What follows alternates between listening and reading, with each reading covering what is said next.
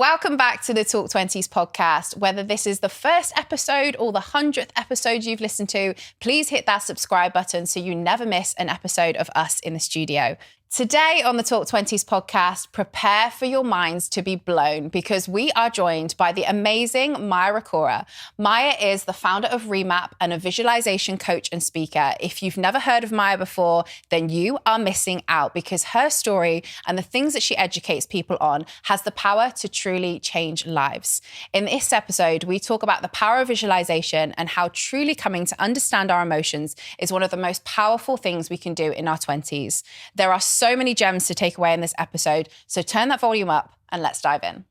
Hi, Maya. Thank you so much for coming into the studio. It is amazing to have you on the podcast. I've wanted you on the podcast for absolutely ages. How are you today? I'm good. I am obsessed with Liverpool. I love it. Yeah. Such a nice day. I was like, why am I not living here? It's so good. Yeah. You come up from London this morning and you already want to move up here. But Yes. We'll take you. We'd absolutely love you to move up here. We'd love to see you all the time. So yeah, thank you for kind of, you've got such a busy schedule at the moment as well. So thank you for taking the time out to kind of make the trip up and come up to chat to us on the podcast. You have an incredible story. And when was it about a year ago that we first spoke? Yeah. I was like, this girl's going to do amazing things. And we've kind of kept in touch. And then we spoke at the same event a couple of weeks back and we were like, right, we have to do a podcast together. And I'm so excited to chat to you about it. For people who may not know who you are, tell us a little bit more about you. Yeah. So my name is Maya Raichoora. I'm the CEO and founder of Remap Mental Fitness. And basically I have a personal and professional mission to make mental fitness as common as physical fitness. I am an absolute nerd when it comes to everything, training the mind, how you can, strengthen your mind, your body. So I specifically teach visualization and I'm now one of the UK's leading experts in that. That is me. And yeah, just love learning about it and spreading the word, basically. Mm-hmm, absolutely. And you're 24? 25. 25. Yes. Recently 25. Yeah. So you're 25 and you are a visualization expert. Now, whenever someone's like tried to diss the podcast or say anything bad about the podcast, and I'd be like, yeah, we get celebrities and experts to talk about all different things in their 20s. One of the biggest things people have said to me is, how can you be an expert when you're in your 20s? And I think you are the definition of expert because of your life experience and what has got you to this point. So tell us a little bit more about, how you kind of use visualization in your life because you are basically the success story of why this works. Yeah, and I actually think this is a really important question because I also get really torn down about it. Yeah. So for me, I was diagnosed with ulcerative colitis when I was 15. So colitis is an irritable bowel disease and it is incurable. I think it's also one of the most painful conditions in the world. So you are dealing with a lot physically, mentally and emotionally as well. And I don't know if this is ever too much information, but the symptoms include I was going to the loo maybe 30 times a day and it's just pure blood. It's not nice. You're literally bleeding internally.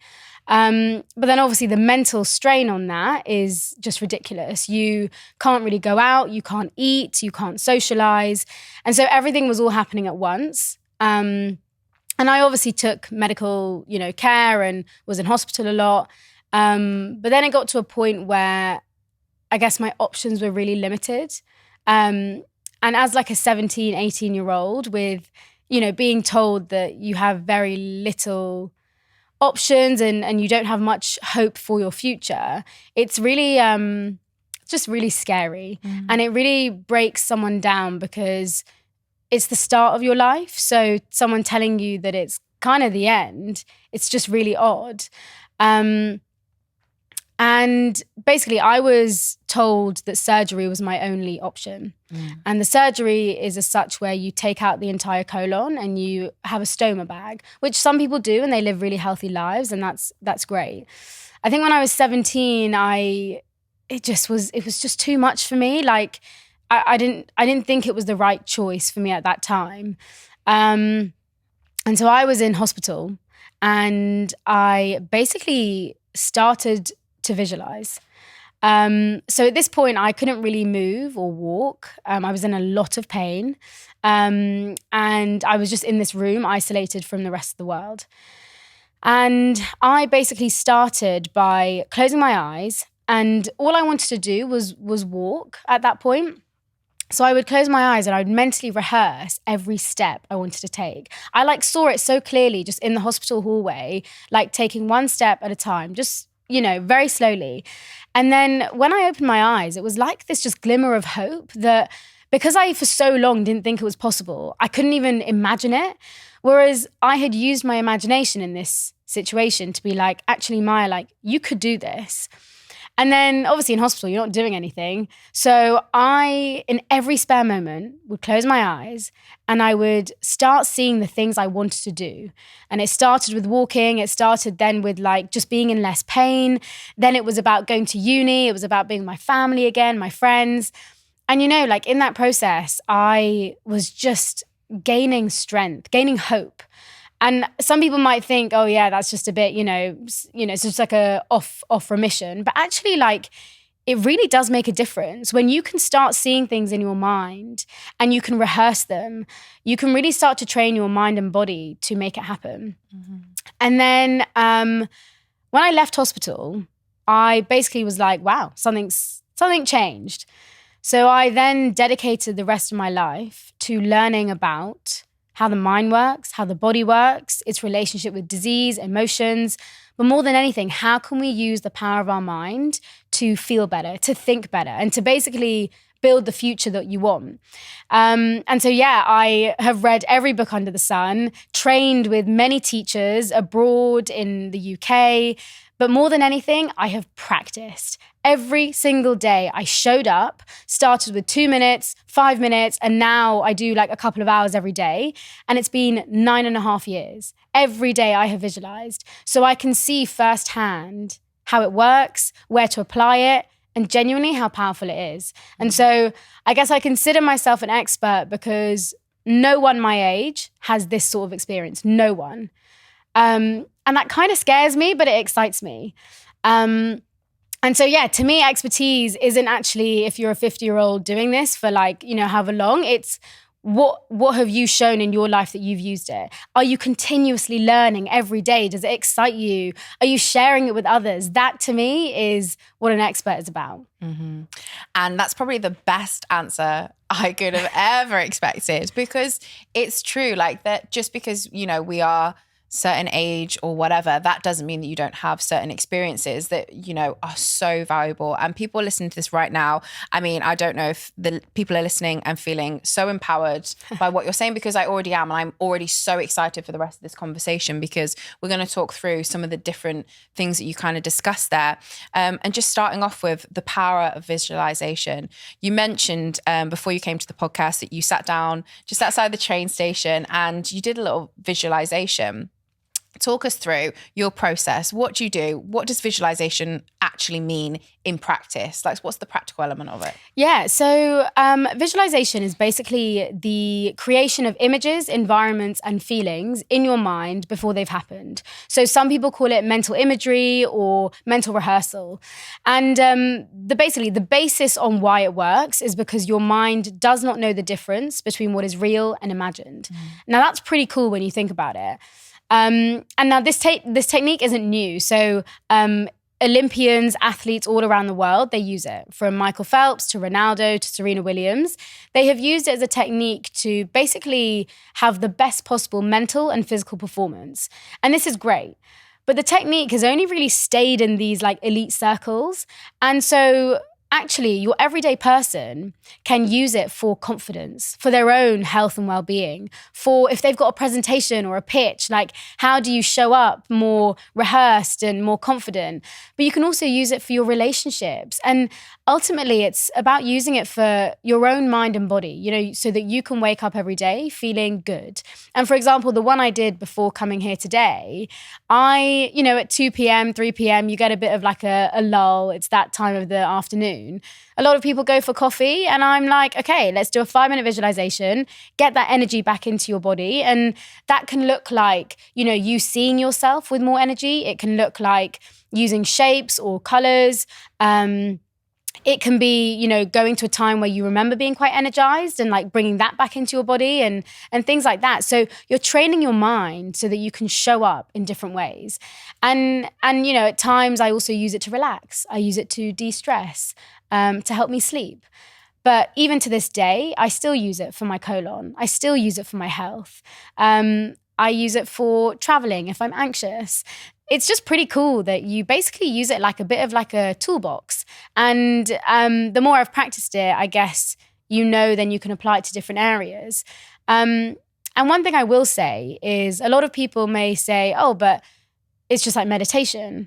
But it's very different from meditation because you're not just clearing your mind, you're using your mind. You are using your thoughts to build better thoughts, new thoughts, more empowering thoughts. And that's pretty cool to think that physically changes your brain. And the neuroscience in this area is fascinating. It's so exciting to think that for so long you've thought that, you know, the mind you get and the brain you get when you are 18, you know, 20 is that is it. You are stuck with it. But oh my gosh, we could not be more further from the truth. You have every power to change the way your mind is wired. And that really does have an impact then on, how you think, how you feel, how you perform. And it's playful. I think the thing I love about visualization is it's fun. You're using your imagination. You are playing with different ideas and thoughts. And I do think when we get older, we lose that, we lose our imagination slightly. We forget how to use it. You know, when you're young, you think about everything possible. But I think the older we get, because we conform to, I guess, society, to school, to what we're taught, we don't really use it anymore. And it feels like wishful thinking, you know? But actually, you can use it in a really advantageous way. And that's pretty funky. That is amazing. And I think one of the things that our listeners will think about is that, like, actually, I probably didn't come into this conversation thinking I even use my mind in this way. Like, I bet you isn't anyone out there that's listening to this podcast that thinks, yes, I use visualization every single day, but my God, the impact that it can have. Because basically you've changed your whole life. You've turned your whole life around from suffering with a chronic condition to being able to live a life that's pretty full, to be honest. You know, how has that kind of changed your life? Oh, gosh. Like every single day, I am so grateful to be alive. Like, so grateful. And I think it's sometimes quite frustrating for me because there are so many people suffering at the moment. Like, there really is. And your thoughts really can make you suffer. They really can. Mentally, physically, all of that. But think about the fact that, like, your thoughts can also heal you. They can make you better. But we just don't have enough education or like resources to help us do that. And, you know, the medical system still runs by this very reactive approach where it's like, take some pills, you know, put a plaster on the symptoms, but no one ever looks at the root cause, ever. And there are days I literally have to be like, whoa, like how am I even alive right now? I have to like pinch myself at times. But then I'm like, no, but your mind genuinely is like, it's like a computer. You can really like recharge that software. And once you understand the language of your mind and body, the things you can achieve for yourself are amazing, like amazing. And more than that, it's like maintaining it. I think, you know, we are so good at maintaining our bodies and we care a lot about how we look, but if you can maintain that in your mind, it's like you can really navigate life in a really healthy way. And so when I think about how it's changed my life, like obviously, I wouldn't be even sitting on this sofa today if it wasn't for it. But more than that, it's like it's shown me how I can work with my mind rather than it working against me. You know, how do you control your mind rather than it control you? But in the same way, I have developed an amazing sense of confidence. I know who I am, or I'm still exploring that, but at least I'm on that journey of it. And it's also just shown me like how I guess we're not stuck. You know, often, especially, in our 20s, you just feel so stuck and lost. And I think this is a really cool way to realize that you have the power to change that if you want to. to say it's changed my life, it's like it saved it. It saved it in every way possible. And that's why I continue to do it today, you know, because yeah, I love it. And I know it can really help people as well. Mm-hmm. I think with the cost of living crisis in the UK, we're all feeling the pinch. That's why we've teamed up with our sponsors, Zopa Bank, to help our listeners understand their finances better. If you're worried about your financial situation, you may want to download the Zopa app and check out their borrowing power tool. It'll give you a clear view of how Zopa see your financial health with a simple 1 to 10 rating, with 10 being that your financial health is in good shape. With this knowledge, you'll have a great understanding of your financial resilience. And if your score's not a 10, it will give you personalized tips on what you need to do to improve your score over time. Head to your app store and search Zopa. You know, there's lots of discussion going on around online about mental health. But I think what's a really a better conversation really is mental fitness and how we need to think about that just in a very similar way to how we think about physical fitness. And I think that's a lot of the conversation of what you have at this moment in time. We all think about going to the gym to train our bodies, to train our muscles in order to live a healthier lifestyle. But I don't think it's ever really spoken about that we would train our mind in the same kind of way. You know, if you're thinking about exercising 3-4 times a week or going for a walk once a day, why aren't you thinking about training your mind in the same kind of way? Yeah, so I think it might be really helpful to make the distinction between mental health and mental fitness. So mental health, everyone has it. It's a state of being. If you've got a mind, you've got a mental health. But mental fitness is the active maintenance of a good mental health. So if we think about physical health and physical fitness, everyone has a body, so we all have a physical health. But you're only physically fit if you are going to the gym or going for walks or maybe doing some yoga, right? In the same way, what are those exercises that keep us mentally fit? And those are things like visualization, like learning new things, maybe doing some quizzes, even like some meditation. And those are the exercises that will help you ensure that you have a strong mental health. And what's also good to understand is mental illness, for example, is when your mental health gets to a state where it's not great, that you then need that kind of like, you know, medical intervention and some external help. But this mental fitness side of stuff, to me, it's so empowering. It's really like, I think it reminds us how dynamic the brain also is.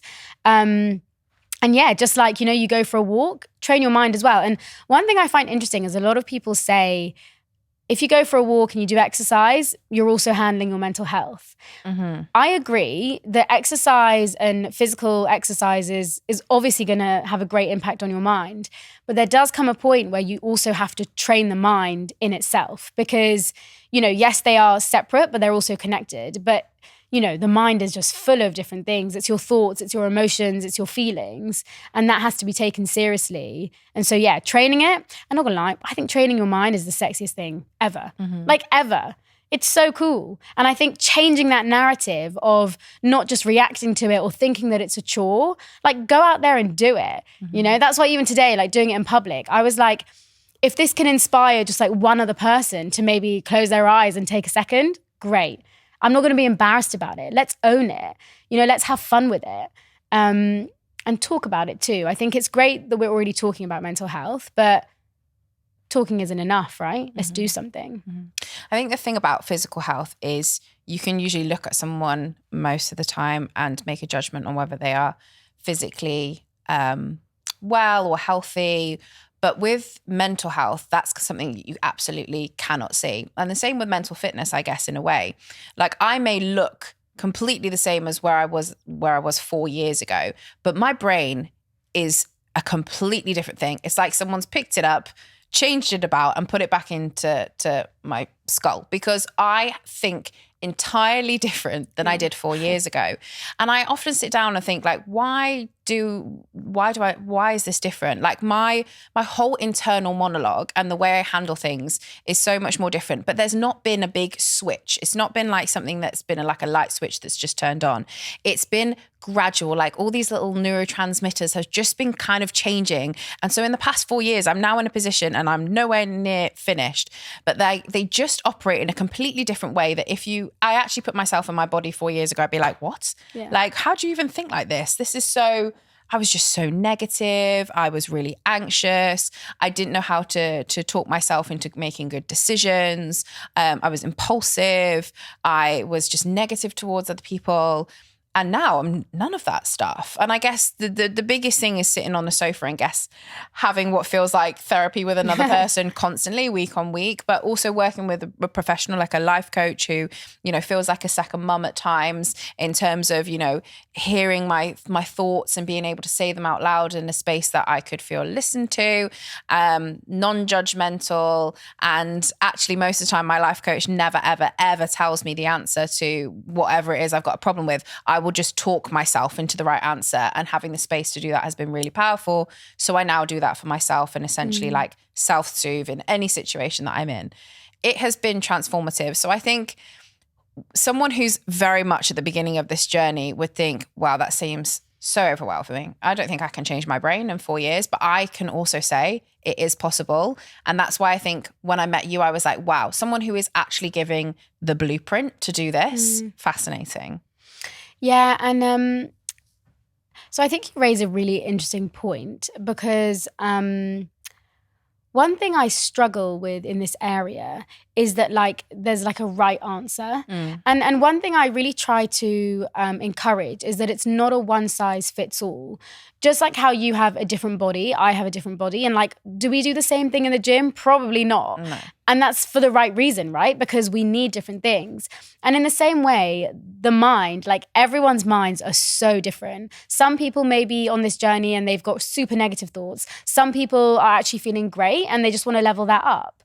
And so it always comes back down to then, what do you need and what do you want in your life? And I think then when it comes to like, when I try and let's say give advice to people or like, oh, start here, it's also about understanding the person. But one thing I would suggest to people, and this is quite hard, just go and sit in a room for just 10 minutes, put your phone away, everything, and just close your eyes. Because it's actually quite alarming how much we struggle to just be on our own. And especially in our 20s, like a lot of my friends, like they always need to be around someone or they need to be like doing something. And like we have like productivity anxiety where if we're not doing something, it's like we're just like worthless. But just take 10 minutes, just sit with yourself, and it will be uncomfortable because things are going to come up. But those things that come up, they need to be listened to. And it's only when we understand that, then we can start understanding then, I guess, what we need to do with it. And so I always say to people, there's kind of 3 stages. You've got emotional awareness, and that's saying like, okay, I am angry. Then you've got emotional intelligence, and that's like, I am angry because I don't know, I don't live in Liverpool kind of thing.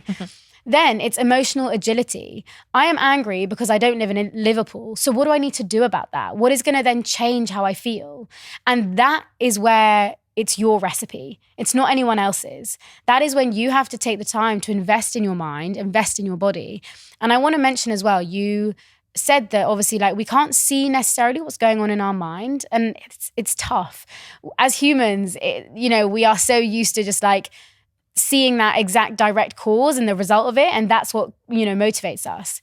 With the mind, I would suggest that it's a lot more internal. So focus on how are you feeling different, or are you seeing that your attitude is slightly different, or the way you react to someone or something is different.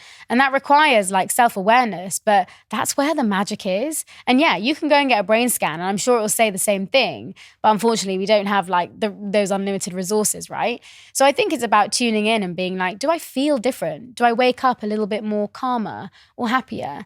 And that, in my opinion, is amazing. That is progress, And actually, I was talking about this the other day with my friend that I think when it comes to mental health, everyone tries to strive for this perfect mental health, like no negative thoughts, nothing to worry about. That is impossible. I promise you, that is impossible. Even the most like elite monks can't do that. The point isn't about getting the perfect mental health. It's about having the tools and the mindset to be able to stay agile, to be able to handle life's challenges. Life will always throw us curveballs, right? How can we manage our emotions? How can we know what to do, or maybe deal with that in a better way, or be more resilient? That's what it's about. And I think that's a really important, again, I guess, expectation to give ourselves. Yeah. Do you think as a generation, or, you know, in our 20s and the people that are in their 20s right now, do you think we are more or less self-aware than previous generations? I think about this a lot. I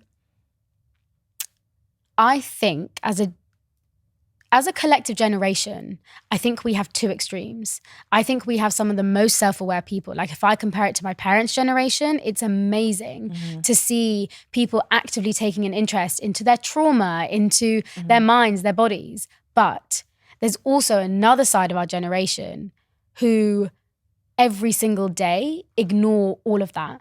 They numb it. They drink it away. They party it away. And it's actually quite jarring to see how extreme it is.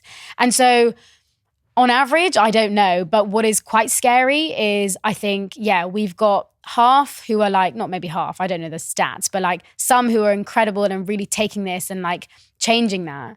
But some who are so unaware that it's damaging. It's really damaging. And I think that's just like our generation is quite good at that. You know, we love the extremes. We're so good. And, you know, we're also living in a time where there's probably more knowledge than ever. And so it's like, what are we doing with that knowledge? And unfortunately, we've also got technology, media, which makes it so much worse.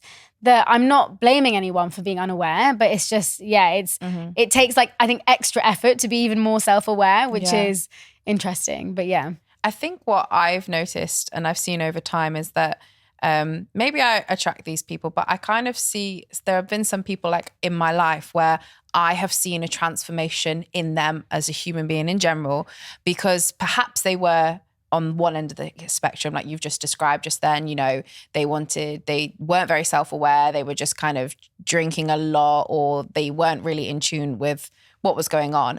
And they've kind of switched over to the other side. And it is fascinating to see. And I guess that's kind of what's happened with myself and kind of, you know, stepping into this, like how their lives, their relationships, how happy they feel, their mental health is better.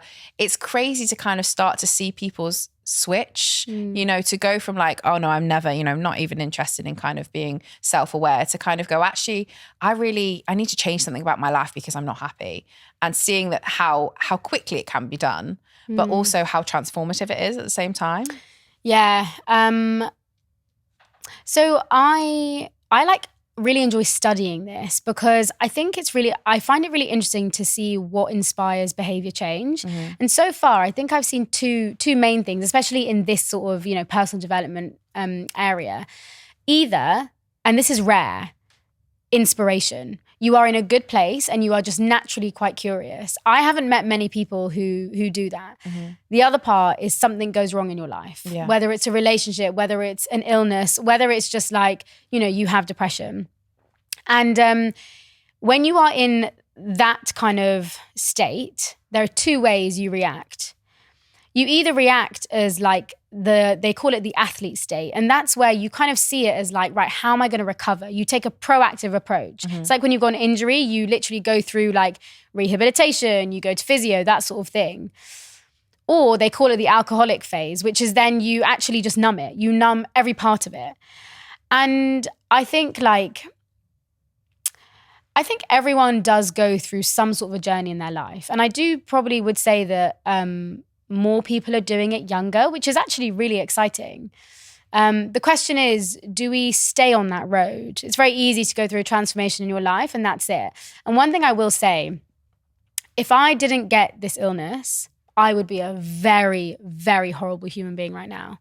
Oh my God, like I was on a road to being, I don't know if I can swear on here, but being a bitch. Like I was so judgmental, like I was just quite rude. I had so much hate in me. Yeah. And if I continued on that path, like I'd probably be very successful, don't get me wrong, but I would be such a horrible person. And I know that. And somewhere down the line, it would bite me somewhere. And that's why you get these 50-year-olds, 60-year-olds being like, oh my gosh, like I've just wasted my life or I've done this. So that kind of transformation thing is so key. And that's why I love what you guys are doing, because one nugget can help someone transform, you know? Same with like some of the events and workshops we do. It's like, if that can just help that one person, it's so important. So how can we inspire more behavior change in people?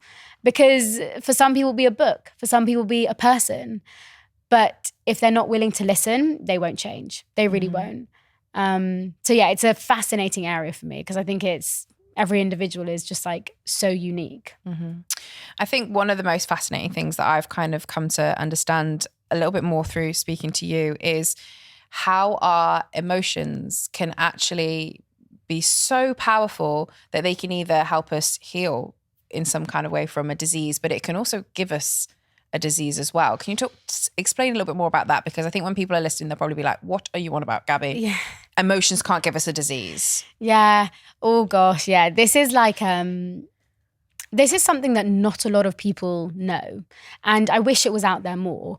So the first thing I think that's really clear to kind of like understand is emotions are energy in motion. Literally. That is the definition of what an emotion is. So they are by nature quite dynamic. They need to move. And so I guess I'll use my kind of experience for this. I don't really say this, to be fair, ever. But my colitis, I'd say 90% of why I got it was because of how jealous of a kid I was. I don't know why it makes me emotional. I think it's like a weird thing to admit that you're a really jealous person when I was a kid. And I never knew how to express jealousy. I used to, like, I don't know, as a woman, maybe even culturally for me, as a South Asian woman growing up, like I didn't really know how to express. If I cried, it was considered weak and things like that. So I would just keep it to myself. And jealousy is quite like a hard emotion to experience, because it's like anger, but also sadness, but also a lack of self-worth. And so I would just like let it fester. And basically it was like drops in the ocean. And over time, it all kind of like festered in my stomach, basically. And inflammation in your body is all about when you feel angry. If you can't express your anger, your body literally gets inflamed. So what your mind suppresses, your body will express. Now, obviously, this is just in the context of jealousy, but take like sadness. I rarely see people allowing themselves to cry. It's like, you know, when you're with a friend and you start crying and they're like, oh no, don't cry. Cry. Let it out. It's the best form of release. Same thing, like when you're angry, for some reason, men get to do this a lot more. They can just like shout or punch something. What do women do? I had no outlet. And so with emotions, you either suppress them or you express them. And expressing them in a healthy way is the best thing you can do. And so there is a really... it's a very fragile link between your emotions and parts of your body. And so being aware of that is really important, because it's not to say that like we need to, completely transform it. But the point about this is feel your emotions. Allow yourself to feel them. Because so many of us, we wait till the weekend to just get drunk and party. We sleep around. We pretend nothing's going on. And all we're doing is pushing down our emotions more and more and more. And so why do you think we have breakdowns? Why do you think we burn out? Why do you think that we get depressed or, have all these diseases? It's because we don't understand the healthy ways to express our emotions. And one thing I will say, it's not easy. It's not easy. It's quite uncomfortable. And I think the thing I've observed as well is gosh, how emotional are your 20s? Mm-hmm. You so are emotional. It's a roller coaster, right? Yeah. Mm-hmm. You've left school. You are maybe in a relationship. You stuff at home. You're trying to find your job. You're trying to figure out who you are. It's literally up and down. But we ignore that. We're just oh yeah, it's part of life. But actually it's yes, it's part of life, but you're allowed to manage them. How can they move through you? And I'll be totally honest, yesterday, I had got a bit of bad news. And normally my thing is to just be whatever, let's just be positive, move on. No. I was like, Maya, cry it out. And I did. 5 minutes, I was like, cool. And you know what? I felt so much better. Why is it that people are like, oh, I feel so much better when I cry? Rightly so. And I think just in the context of chronic illness, like I'm not a doctor, of course, but I promise you, the inability to express your emotions is like 100% the root cause of why you have a chronic illness. I cannot be more certain on that. It is the source of everything. And a lot of people think that when they're unwell or they're depressed, they think of it in terms of their body. And it's like, oh, I feel weak or I'm tired. Flip it. What is going on in the mind first? What are your mental patterns? Why don't you feel good enough? Why do you have no self-worth? Why do you not feel safe? Those are the like questions we should be asking ourselves. Start with the mind and you will start seeing this change. And that's why that link between the mind, the body, the emotions is, I think, probably the best language any of us can ever learn. And if you can learn it in your 20s, you are like, gosh, you can win in life, you know, because that's what it's all about. We learn Spanish, we learn French, learn the language of your mind and body. It's fascinating. It is. And I think for anyone listening to this right now, they'll be like, wow, like I want to kind of understand more about this, but it kind of feels probably a little bit overwhelming because imagine if you just got all the words, you know, all the French words in the French language and you were just given it there and be like, right, understand it. Of course you're not going to understand it. Like what do you start with? You start with un, deux, trois, like, and you go from there really. You start with the beginning. And that's the thing, is that like this I hope this podcast will open up people's minds to be like, okay, wow, like I can actually train my mind just like I can train my body. But remember that like you're in your 20s, like you start off small, start off with just the littlest thing. And I think taking people on that journey will be such a powerful thing. We're not expecting people to become, you know, incredible minds like overnight. This is a journey that we're all on. If you're starting now in your 20s, you already got a head start over most people. But I think that's the thing, because I think listening to this, if it had been me 4 years ago, to think, wow, I'm so fascinated by this, but it's a little overwhelming. It is. And one thing I guess I would say is like, no one is a better teacher in this area than yourself. And in that same way, go at your own pace. Go at your own pace. Like, it's taken me 9.5 years to be where I am. This really didn't happen overnight. But even if it means that each day you're like, oh, I'm a little bit more comfortable with my sadness, or, oh, actually, like, you know, talking to my friend about me feeling quite angry has really helped me in this situation. It's like day by day, or like, you know, week by week, just be curious. Be curious to what your body's saying, what your mind is saying, because at the end of the day, I guess one question to ask yourself is, why do you want to invest in your mind and body? Why do you want to wake up every day and feel good? And that's actually quite a hard question. When I ask that to people, they're like, oh, I don't know, because I just haven't for so long, kind of thing. And so remembering like why you're doing this. And I think the way I like to think about learning about your emotions and your mind and everything, it's really exciting. It's a lifelong journey. It's not something you learn and that's it, you know it. Even now, I'm still learning. I'm learning that, Maya, it's okay to cry if you get this bad news, like be comfortable with it. And so I think it takes time. And if it does seem a little bit overwhelming, I think just, like you said, start small. Just start staying quite curious to how you feel in certain situations. Because your emotions are always speaking to you. You know, they're like a really cool part of being human. And one thing I will say is we tend to separate good and bad emotions. I've kind of stopped doing that now, because ultimately, like, as a human, you are going to experience all of them.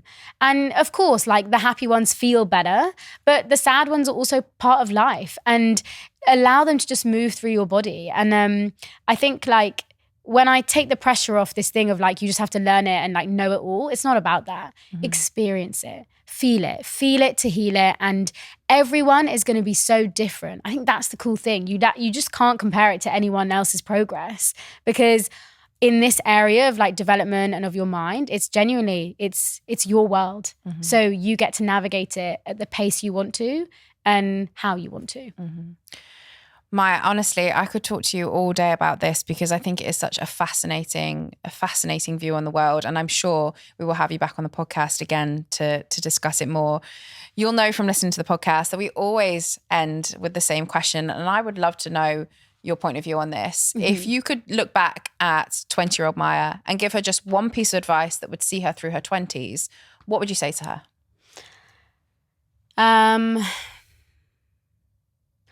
So I'm going to be pretty frank here. This is something I still struggle with. So I am actively working on it right now.